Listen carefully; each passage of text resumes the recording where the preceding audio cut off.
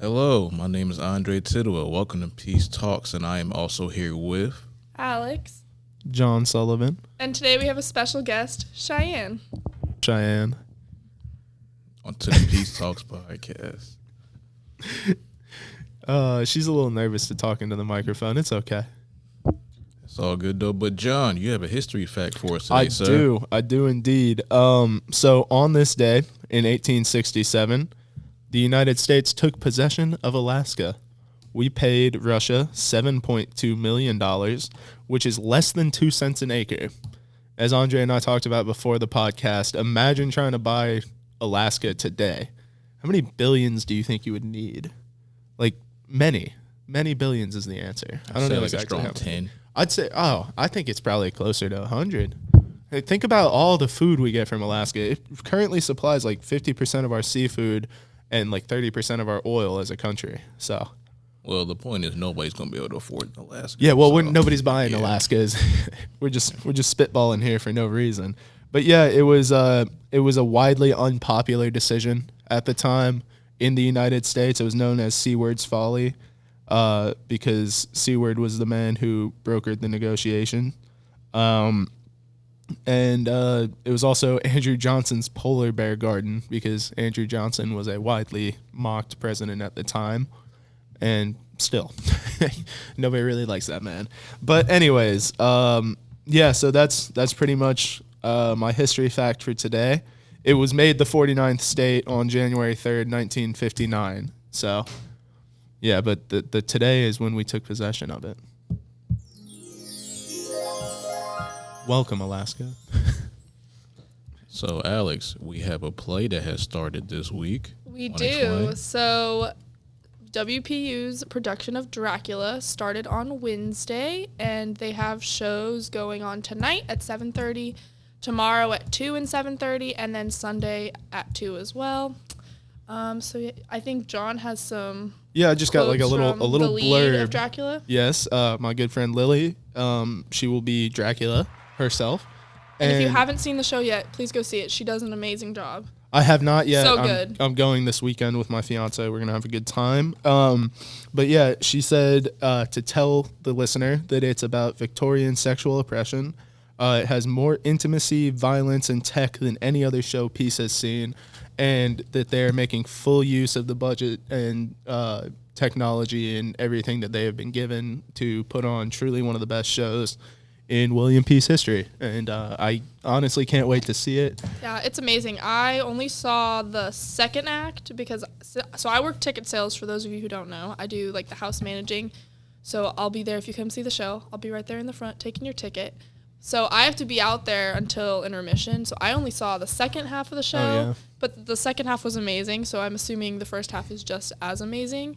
Definitely a lot of blood. I'm excited. Some good smoke features going on. Yeah. It was really cool. Definitely the costumes are awesome. The technology, everything's really cool. Yeah. Probably one of my favorite shows that Peace has done while I have been here. Yeah. So if you haven't gone to see it, definitely go see it. You can buy tickets at WPU Theatre. So that website is connected to the William Peace University website. And you can also go on their social media, and it's just WPU Theatre. And Or you you can buy said- tickets there. You said 2:30 and 7:30 tomorrow? 2 and 7:30. 2 and 7:30 yeah, tomorrow. And then 2 on Sunday. Do not miss it, people. It's going to be a hell of a show. And where is it again? So the show is in Leggett, so it is the second floor in Maine.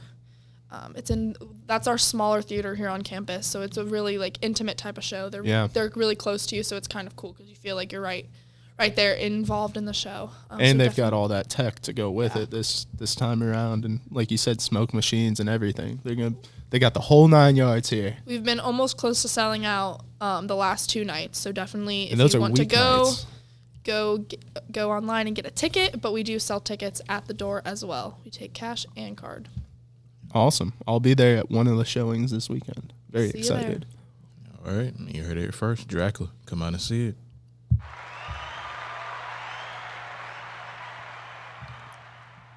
So in the news lately, we have seen continued unfortunate China and USA basketball controversy, and LeBron had his thoughts. John, can you explain a little bit about what LeBron has said over the past week?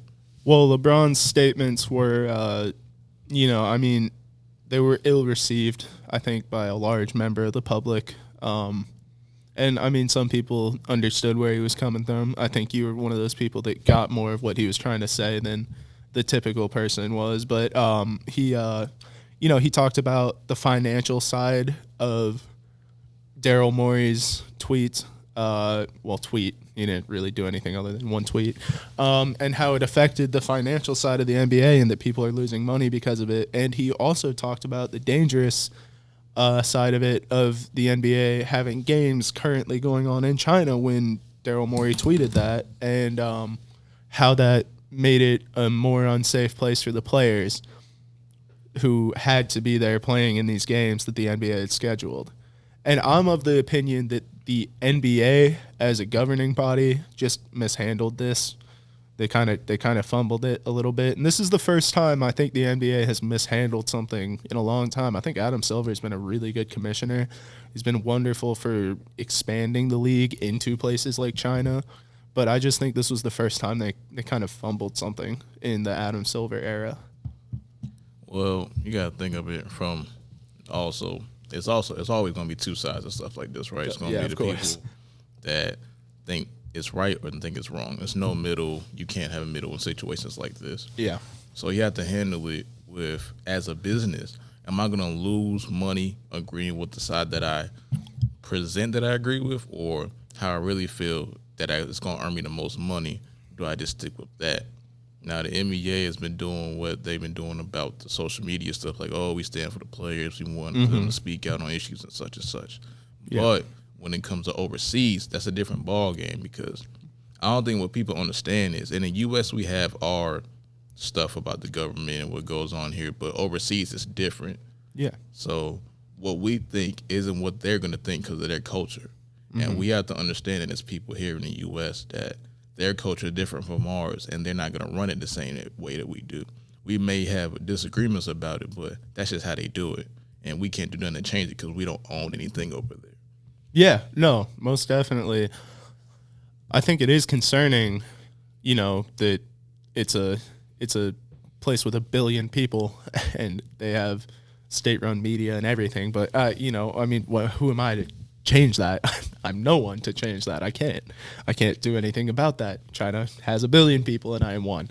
So I don't think I'm going to do anything about that. But I guess, it comes back around to, like, at what point are you as an organization going to limit what your employees can tweet and that kind of thing? Because Daryl Morey was within his rights as an American to tweet that photo and I stand with China. But as an NBA employee, I'm not sure if he was, because it cost them money, and it also put players at risk who were there in China at the time. And, as an American, I think he was within his rights to say, I stand with China. Well, I stand with the protesters in China and those who I think are being marginalized. But as an NBA employee, he cost them money and put players at risk. So I'm surprised the NBA hasn't, as LeBron said, done more to punish him. But I also, as a person, kind of agree with his statement that he stands with Hong Kong and understands that they're protesting for a reason. So I don't know. It's like you said, it's hard to be in the middle, and I'm usually pretty much in the middle on a lot of issues. But this one's tough. I don't know exactly where I stand at this point. Well, there's always an option. You could just stand out of the way. Yeah, that's honestly, you know what? I think I'm going to step to the left. just stand over here and watch it for a little bit. Because what this shows us as, well, I hope people can get from this is you do not always have to comment on a social issue. Mm-hmm. Just because it's cool, it's trendy. If you don't have information or it's out of your realm, you do not have to say anything sometimes. Sometimes it's better just to shut up and just not say anything rather than talk all the time about everything and get mad about everything, because everybody is talking about things, but they're not really doing much to change it, instead of just fluttering up the market in society with ill-advised opinions and thoughts. And where does that really get you? Nowhere. So I don't know. I mean, Daryl Morey's not been a particularly outspoken guy previously. He's been good for the Rockets, and as far as a general manager of basketball operations, he's obviously been making the right moves. They got Russ now, and they're a contender for real at this point. And I don't know. He could have stayed out of it, but we'll never know unless we have Daryl Morey in the studio talking to us what exactly he was thinking when he hit send on that tweet. But I mean, I guess I understand being so moved that you want to say something, but at the same time, I also understand everyone in the NBA who has said, bro, why did you do this? Because I get both sides of it. So I think you're right. And I'm just going to stand to the left of this one and not really pick a side. Just watch it unfold. Yeah. You can always say something without actually saying anything. Yeah. So actions speak louder than words, and it works every time. So. Yeah, that's true. So yeah, I think we're good on the NBA issue there. So I think the next thing we want to talk about is that this week the NC State Fair opened, and it goes until next Sunday. Yeah. Fried foods galore. Do any of you plan on going to the fair? I may make an appearance. My neighbors, we just got new neighbors, and they're 22 and 23 as well. So they're exactly our age. And they were talking about going because they just moved up from Florida, so they've not been to the NC State Fair before.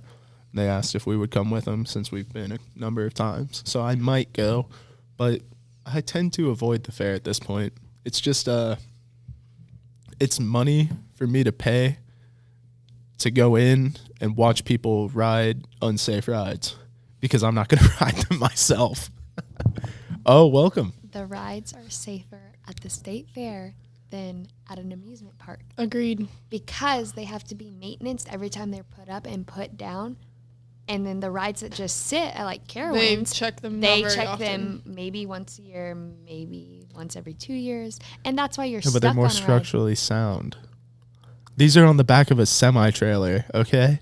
I don't know. I don't care. My theory They don't go is- 30 feet down into concrete. That's why I don't My ride theory state is fair if rides. I'm gonna If I'm gonna go, I'm gonna go having fun. if I'm dying on the rides, well, at least I'm dying having fun. Yeah, but I'm not gonna pay someone to accidentally kill me. I'm just not gonna do I bought that. the unlimited ride. I'm going tonight with the campus activities board here on campus. They if you signed up and by a certain date, they are paying for everyone to go. So I'm going with them tonight, and I bought a unlimited ride pass for $25 because I'm gonna ride all those rides. You do excited. it. I don't ride the rides. I always convince myself to do the Skywalker, but I'm not doing it this year. The Skywalker? Yeah, that's the thing that goes across the whole gondola. fairgrounds.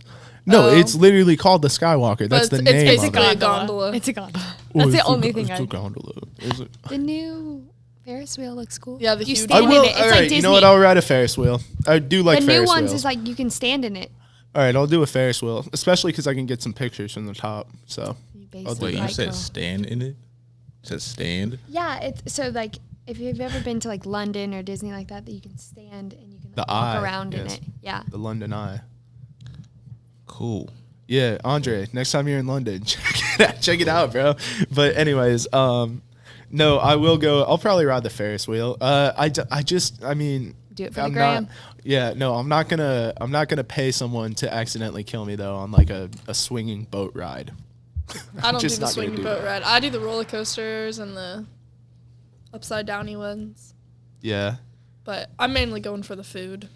yeah, I need. I was- like fair food. I was looking at like the new food items last night, and there's just one. A lot of them is the same as like what they always have. There's two that really disturbed me though.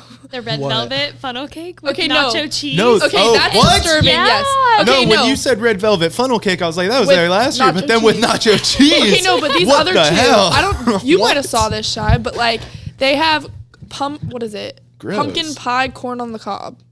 They really tried to ruin corn on the cob. Not Wait. doing That's it. my thing. I don't. How do you I don't make know. I Is love- it I don't know. spices or do they I wrap don't it in know. pumpkin pie mixture? I'm not sure. And then the other what? thing that they have is they have deep fried olives, which is I weird. love me some olives. Me I too, think but my deep fiancé fried. would probably like And those. then the one thing that I find like I don't understand how they do this is they have a turkey leg stuffed with mac and cheese. How That's do you even bizarre. go about that?